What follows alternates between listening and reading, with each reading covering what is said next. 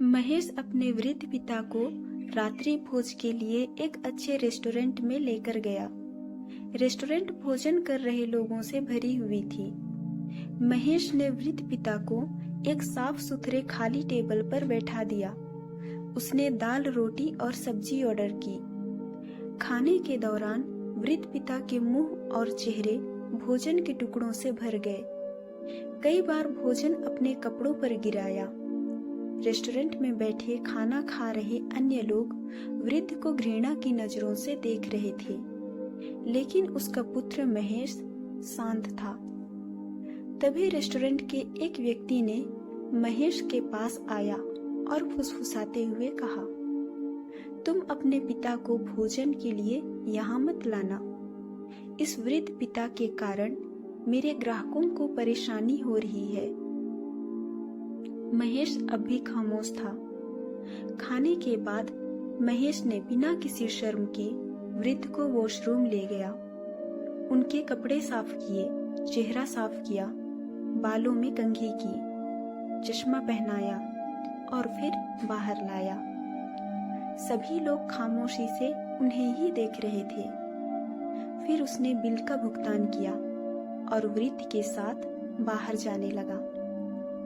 तभी डिनर कर रहे एक अन्य वृद्ध ने उसे आवाज दी और पूछा, क्या तुम्हें नहीं लगता कि यहाँ तुम कुछ छोड़कर जा रहे हो?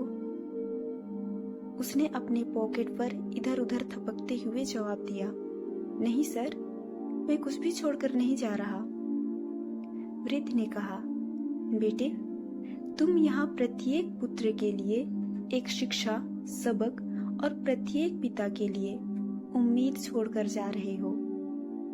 वृद्ध ने भोजन कर रहे लोगों की ओर देखते हुए कहा, आमतौर पर हम लोग अपने बुजुर्ग माता पिता को अपने साथ बाहर ले जाना पसंद नहीं करते और कहते हैं, क्या करोगे? आपसे चला तो जाता नहीं, ठीक से खाया भी नहीं जाता। आप तो घर पर ही रहो, वही अच्छा होगा।